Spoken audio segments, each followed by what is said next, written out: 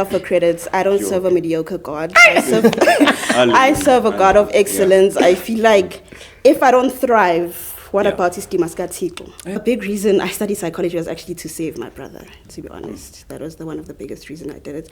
And when I lost him in 2022, it felt like there's no point in doing all of this. Losing someone to suicide as an Adventist who comes from a very strong Christian background, it's looked down upon. And for so long, I carried so much shame.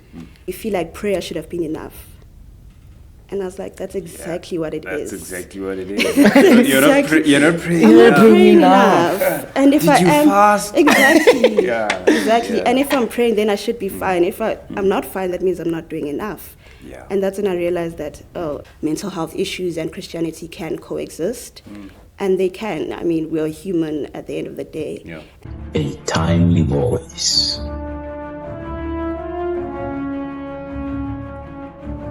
Adventuality SA presents The greatest want of the world is the want of men. Men who will not be bought or sold. Men who in their inmost souls are true and honest. Men who do not fear to call sin by its right name. Men whose conscience is as true to duty as the mother to the Pope. Men who will stand for the right to the heavens, boy.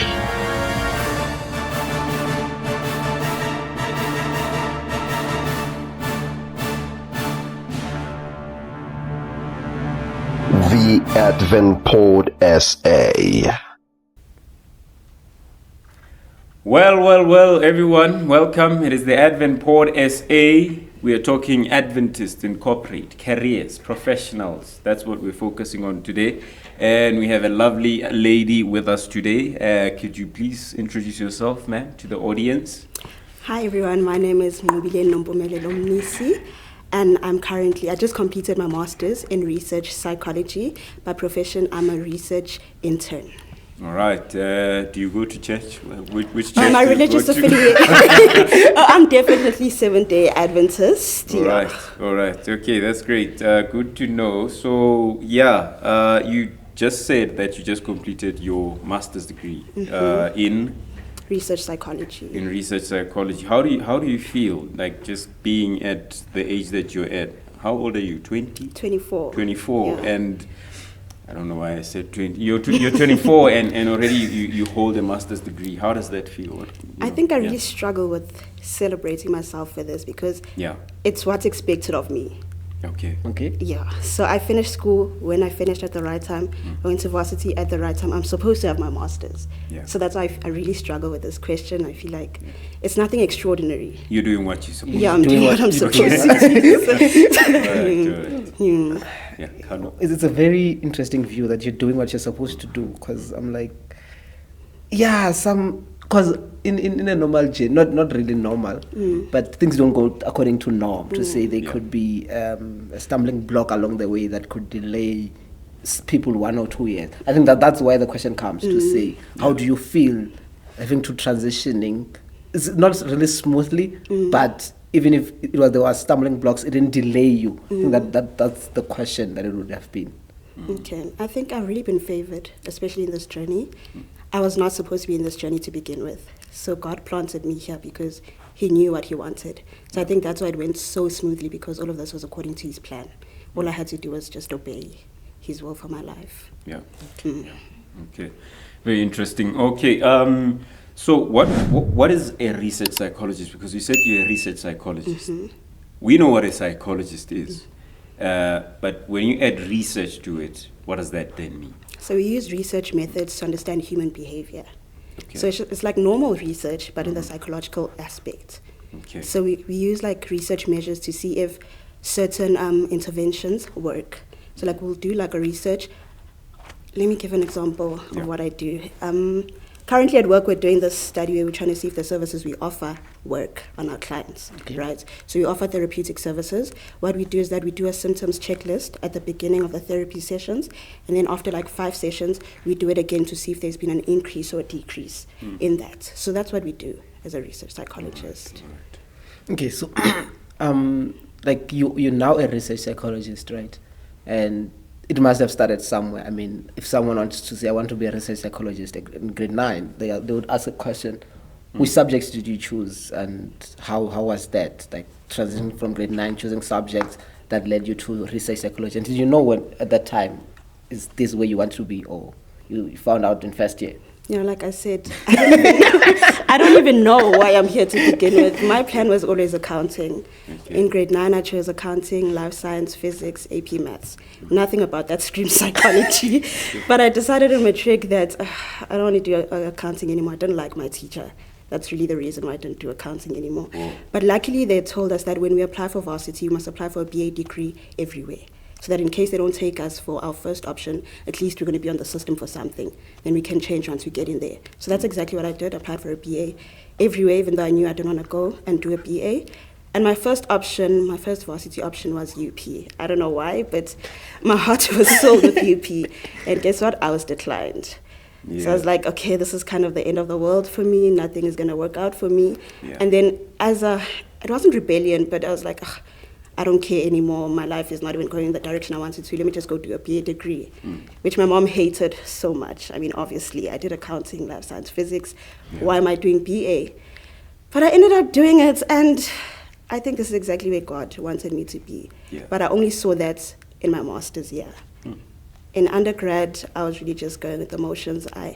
It was easy for me, so that's why the journey was so smooth and I finished on time. But I really didn't know what I was doing. I didn't know why God wanted me here, but I knew that's where he wanted me. I just didn't understand why. And then when I had to choose, I wanted to do clinical psychology because, there's 6 branches of psychology, right? Yeah. And clinical is the most respected. So I was like, I'll just do the most respected one, and it's safe.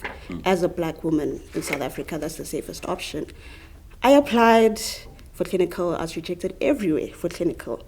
So for clinical, the applications usually close around May.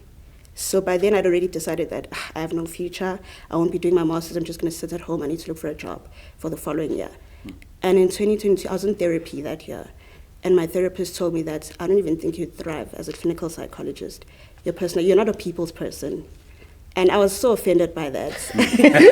Because you're my therapist, you're supposed to be on my side, so why? Yeah, how can you say that? And I'd never had limitations placed on me before, so all of that was very weird for me. But it was like, look into research psychology. I didn't know what research psychology was at the time. I wasn't even interested. So then we had this information day, and they were talking about research psychology. And I listened, and I Googled also. I still wasn't sure, but I applied. Luckily, applications were still open. And I had this conversation with my therapist in August. Applications were closing in September. So I managed to apply. I was shortlisted a month later. I was taken in November, and I was like, oh, is this what God actually wants for me? And then things in my master's went so smoothly, and it's just been God's will. Like, everything is pointing me to the right. I know where I am, where I'm supposed to be. So you see God's hand in everything that you're doing, and there are those confirmations, because one might say that, look, God is in the story, and we say these cliche statements, but when you actually see it, it's much more assuring. So you're saying that you wanted to go to UP, and you obviously ended up at Wits. Do you still feel like you like UP more than Wits? I don't even know what happens at that university. I would choose Wits over and over again. Sure. Yeah. All right. Okay. So interesting then. You were then rejected by the university that you wanted. Yes. So were you only accepted at Wits, or were there others that you? UJ actually accepted me for accounting. Yeah. But nobody goes to UJ. From my high school. Look, I'm older and I'm wiser now, and I see that, you know what, there's nothing wrong with UJ. Yeah. But if you told 18-year-old me to go to UJ, absolutely not. Yeah, I'm not going to go to the Orange University down the road. That's what we called it at my high school. So no. But now that I'm older, look, I don't want the viewers to think I have something against UJ. We've all thought of that. We all thought of that. If you had asked me in first year, I was told that I wouldn't go to the high school down the road. Exactly. But I'd only applied at those 3 universities. I wanted to stay in Gauteng. Within the province. Yeah. Okay. Yeah. All right. So here's a question then. why did you do psychology? And I think you've already alluded to it in terms of your journey. But it's still a valid question because, yes, you wanted to do accounting, but you ended up doing psychology. But now when you actually took that decision that, okay, I'm in psychology and I'm going to pursue it to the level of a master's degree, that means at some point you actually wanted to do psychology. Now, the question then is, since it's one of the professions that in South Africa particularly you could say that it's loaded, there's a lot of professionals and maybe the jobs are scarce, didn't you have that fear then or that thing where you're like, okay, I'm going into a career that's not very respected and that is taken to be, you know, sometimes that you're just studying and going through the motions. You're not actually going to get a job. What motivated you still? Because, yeah, a lot of people view a lot of humanities courses in that way. So what would you say to that? To be honest, it was my faith that kept me going. I genuinely think God is the author and the finisher of my life. He has written my story. He doesn't place me in situations just for vibes. He already knows how it's going to end up for me. So yes, I was worried that things might not go according to plan, but then I looked at how the past years in my life have gone. I'm just like, why would I doubt God now? Sure. It doesn't make sense to me to doubt God. And to answer the first question that you asked, why psychology? I'd actually spoken to my brother when my mom told me that she doesn't want me to choose this career. I spoke to my brother because he was living his own life. So he would do whatever he wants. Yes. So I was like, let me speak to him and get his perspective. And he was like, you would thrive as a psychologist. I remember I was sitting in the car with him having this conversation, telling him how distraught I am because mom is not approving of my decision. And I really want my mom's approval. She's a very important person in my life. And without her approval, what's the point of all of this? And when my brother told me that he's very proud of me and that I should go for it, I was like, oh, okay, at least someone believes in me. And then, that's why I ended up pursuing it. Okay. Now, wow. It's a very interesting journey because, I mean, in most cases, most kids just bend to say, you know what, they're not approving. I might just follow what they approve. I mean, you could have just you could have said, no, but I'm not approving, but I got accounting down the road. You could have sacrificed the university, not the career. But now let's talk of the BA in psychology and honors psychology. What is the program like? Like, what does it take to say now you have an honors in psychology? Like, how does the program work? I think until you're honest, it's a very general degree. So you just I was doing BA general, so we had to choose other modules as well. So psychology was just one of my majors. I did linguistics and philosophy as well. So when I graduated, I double majored in linguistics and psychology. And then in honors, that's when you actually choose one. So I chose psychology, and still then it's a very general degree. You're still learning. That's why in other countries it's actually 4 years, the psychology degree. You go straight from your undergrad to your master's. Right. But us, it's still very general. Then master's, that's when you actually choose what you want. Sure. Yeah. Okay. That's where you specialize. Yes, that's where you specialize. All right. So, I mean, you are obviously in research psychology, and that's not the psychology that we imagined, right? It's not that you talk to people and you try to help them feel good about themselves and basically face their problems and all of that. But there's still the aspect, even if it's research, because ultimately research is what produces the knowledge, and then other professionals will apply the knowledge. At the end of the day, as a researcher, you're still involved in the work, right, of the mind, basically mental health. So what does that mean to you, the aspect of mental health as a psychologist? Is it something that's close to your heart where you're just like, look, and I know that what you do is mostly quantitative research and you're all about the numbers, right? Direct opposite from me. But anyway, I just want to know about that in terms of what is the importance of mental health, you would say, and is it something that you hold dear and close to your heart and perhaps an aspect that led you into this profession?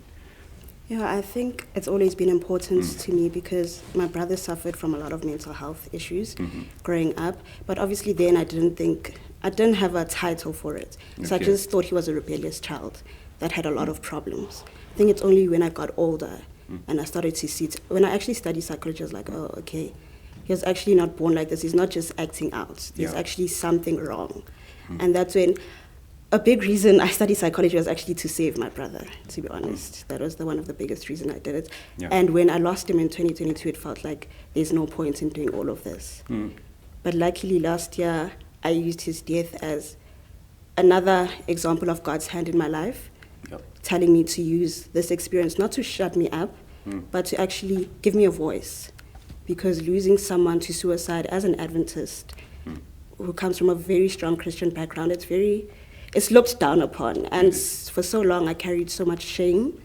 But I was like, God wouldn't let this happen. He wouldn't put this in the spotlight just for vibes, like I said. He wants me to do something about this. And that's when I was like, you know what? I'm not going to carry the shame. It happened, yes. But what do we learn from this? What can I take from this? And since then, psychology has been more personal than it was before. It's something that I always advocate for. Even as Christians don't believe that mental health issues and Christianity can coexist. And they can. We're human at the end of the day. And there are examples in the Bible of characters that suffered from mental health issues. There was just no title for it. So I think it's stigmatized, and I want to destigmatize it, especially in the Christian vicinity. That's very important. I've once heard this statement, said by someone who, supposedly is very, good in terms of interpreting the word of God, that you cannot be a child of God and be depressed. And that hurts. Like to know that having gone through some episodes of depression, and then somebody says that, and it's like, okay, so God wants strong children that have no feelings, right?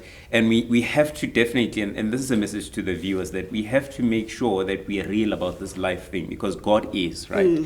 God is not just going to come in and just expect you to be a Superman. He's the Superman for us. We don't have to be the Superman. I just thought that's really important to note there. As Christians, this is not an ideal life that we are living. It's just that there's God in it. But it's real. We face the same problems as everybody else. And just to add on, when I started therapy this year, my therapist said something to me that made me realize that I also had the same mind as other Christians. I felt like I wasn't allowed to be depressed. I wasn't allowed to be sad because I'm Christian. And she asked me, where is this rooted in? And I don't want to face it. I don't want to face it that, you know what? And she said something so profound to me. She's like, do you feel like prayer should have been enough? And I was like, that's exactly what it is. That's exactly what it is. You're not praying I'm not praying enough. And if Did you fast? Exactly. Exactly. And if I'm praying, then I should be fine. If I'm not fine, that means I'm not doing enough. And that's when I realized that, actually, she's the one that told me that the two can actually coexist. And that's when I opened my mind and my heart to therapy. Very important. Because I'm like, it's not just only Christianity, right? Also being a black child. Exactly. You have double trouble. Double trouble. Like a black child, like it's something that it's foreign to us. Like going to a psychologist, like it's foreign. As a black child, and I think it must have been like when you, because I have this question to say, when you went into the degree and you're like, okay, and a black child in you does not, like a Christian in you and a black child in you does not, you know that you would not require those services. Like, it's like you went into white people's thing. But now we know better. But now Wits is known as one of the hardest universities to get out of. I remember when I was in first year, someone told me that there are 3 things that are hard. Getting out of Wits, coming back to Wits,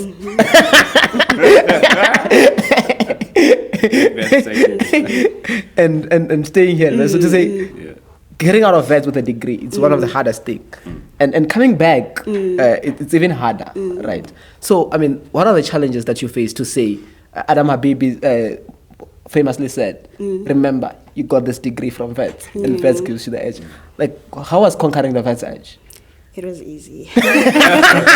Not to brag, but... So it was not edging. Look, it was not edging. In my years at Wits, I only failed 1 assignment. It was in first year. Actually, it was my first essay. I don't know what I was doing. I So the submitted wake-up an essay with no single reference. No. Do you know what? You saying that, right? Because, I mark a lot of essays. I just got enraged. You just saying that. Because when I see... I didn't know. Actually, and I got 33%. I'll do that. I'll do, because I've never written an essay in my... Exactly. I'm like, I'll do that. Because from high school, we don't write references. There was no in-text, there was no reference. And I just submitted and I got it back and I was like, 33%. But that was my only experience of failure at Wits. Failure is not in my DNA. Actually, you graduated with distinction. Cum laude, bro. Cum laude. Yeah, you don't know failure. No, shame. I don't even want to give myself the credits. I don't serve a mediocre God. I serve a God of excellence. I feel like if I don't thrive, what about Istimaskatiko? That's always something that carries me. That if I fail, everyone is going to look at me and say, but you're a child of God. Yeah. Why are you failing? So they won't be laughing at you. Yeah, they're laughing at exactly. Yeah. And that's one thing that keeps me going, that I cannot afford to fail. Yeah. I'm going to make him look bad. Yeah, that's It reminds me of a statement you said, right? That your dreams are attainable because the God who puts you in them would not have put them in you if they're not attainable. It's a very strong statement. What was what was you what made you say that statement? I feel like I was still even quoted in one of my sermons. Right? it's powerful. It's a powerful one. I'm gonna write it down. Should I reference you? You can. just to say it again, so that the viewers have it in mind. I know my dreams are attainable because the same God who planted them in me will make sure I achieve them. That now means that it's not your goal, it's God's goal. Yeah, take us through that. I think it was set in stone from the day I was born. When they decided to call me Nqobile Nompumelelo, I think my names carry so much destiny. For those who don't know what my name means, Nqobile means success, and no, it means victory. Nompumelelo means success. So I'm not only victorious, I'm also successful. So it was set in stone that, this child is set apart. And that's something my mom always tells me, that I knew from the day you were born that you were set apart. And that's something that carries me every day, because I think of it as a joke, but I'm like, God really prayed the prayer that that I mustn't grow only in wisdom, but I must also grow in stature and in favor with God and men. That has been my whole life. I've been favored by God. I've been favored by men, and I know I'm exactly where God wants me to be, and I know I'm going to thrive. I know I'm going to excel because I'm a child of God. Surely. Yeah. Now imagine if you had those names and then you didn't succeed. Exactly. What's the point? It's like, no, change your name. Exactly. So I have something to live up to. Sure. Yeah, the standard was set from the day I was born. All right. So just towards the end now. So there is going through the Wits edge and the studies basically, but there's that moment when you first step onto the stage in the Great Hall. How does that feel, or how did that feel for you now 2 times? And hint, very it's going to be the third. Not recently, but in a few days, right? You're about to step on the stage the 3rd time. How does it feel? When you step onto the stage as a graduated Wits? Like I said, the first time I'm supposed to be doing this. Yeah. I mean, it does feel good, but it's like the next step. It's what's supposed to happen. Right. But by then you're already doing your honors. Yeah, but exactly. About graduation. I'm not even excited for this graduation because I'm like, okay, I'm going to go home and then I have to apply for my PhD. Right, yeah. So it's the next step. But I mean, I am blessed, I am favored. Not everyone is this fortunate. Yeah. I should acknowledge that not everyone is as fortunate as I was. Right. And God has just seen me through. So all glory to him, and all of this is really just for him and for his honor. So you're going for that PhD? Yeah. When are we calling you Dr. Nqobile? Listen, give me 3 years. All right. In 3 years, you are Dr. Nqobile. You had it on the Advent Port, guys. Yeah. 3 years. Yes. Had it here first. Okay, all right. Last question. Yeah, the last question is, I'm in matric right now. I see you and I'm like, you know what? I want to be you. What advice would you give to me? Education is so important. I think education liberates you so much. It puts you in rooms you wouldn't be had you not been educated, especially as a black person in our country. Be educated is the least that you could do for yourself. I think it's something my mom planted in me from a very young age, that my child, I want you to be educated. There are some things that I go through at work that I never want you to go through, and you won't go through just because you're educated. I'm at work, there are certain things that I don't have to tolerate simply because I'm educated. I can voice out my opinion simply because I'm educated. So I would, if education needed a brand ambassador, they should come to me. Like, get educated, and honestly, just make God the center of your academics. Honestly, He won't disappoint you. He will make you thrive. And don't take credit for the things that go well in your life, because it's God's hand. It's God's hand. If you put Him first and center of your academics and of your life in general, things will go well for you. Yeah, just one more. I thought that was the last one. I just thought of something. Okay. You do a lot of mentorship online, right? You opened your, is it a company? Organization. Yes. Walk us through that. I'd forgotten about that. Your organization. Market it, advertise for free. In that report. Okay, so it's an organization called Papano, which means the difference. Yeah. I'd actually started it because there was someone, I post my life on TikTok and Instagram, and people always ask me, can you please give us tips for selection week? Can you please tell us how to get into masters for psychology? And I felt so bad because I always felt like I was gatekeeping the information. But I don't know. I don't know how to get into clinical. I've never been into clinical. I don't know how to get into educational. I've never done it. But I felt like people don't understand that, and it always makes me look like a bad person. So I sat myself down and I'm like, I'm actually going to find a group of people that have already gone through this journey, tell them my vision, and we come up with something. So I started messaging people that I don't even know on LinkedIn, on Instagram, and luckily all of them were very open to the idea. And I told them it's going to be a non-profit because we already have a psychology platform. I'm not going to mention names, but they charge you for any and every information. And I didn't want that. Like, people just want to know. You can send this information in one voice note. People don't have to pay to attend seminars and Zoom meetings. And already as black people, we're struggling with application fees. I'm not going to pay you for knowledge as well. So I was like, I'm going to do this. If you want knowledge, you can get it for free. Okay. So I got this group. We're all in different parts of our journeys. Some are in their first year of masters. Some are like me in the internship. Some are already qualified. And it's just people of color. And right now we're mentoring over 30 people, actually. Amazing. Yeah, and it's going really well. I've had a few impact stories, and I know that it's making a difference, and it's making me really happy. And that's another reason why I feel like God placed me here. Because if you asked me 2 years back if I'd ever start something from the ground up, I'd say no. I would never do, because I'm scared of failure. Because what if it doesn't work out? But this was so strong. God kept on saying, Nqobile, you have to do this, you have to do this, you have to do this. I was like, I gave in. And I just did it. And it's going very well so far. And I have big dreams for it. So for anyone who's watching who has money, I am hoping, if you know, in psychology, it's very hard to get funding. So I am hoping that one day we are able to grow and to provide funding just for psychology students. So those and are my make a dreams. difference. And make a difference. Exactly. Yeah, thank you so much, Nqobile, for pulling through to the Advent Pod SA.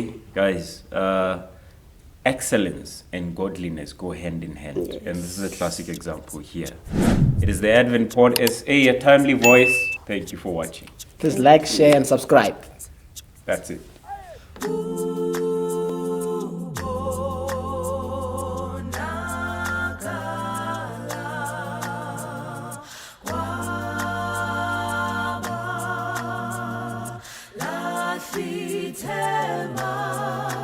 Dizoqhubeka ukumkhonza, ndingadingi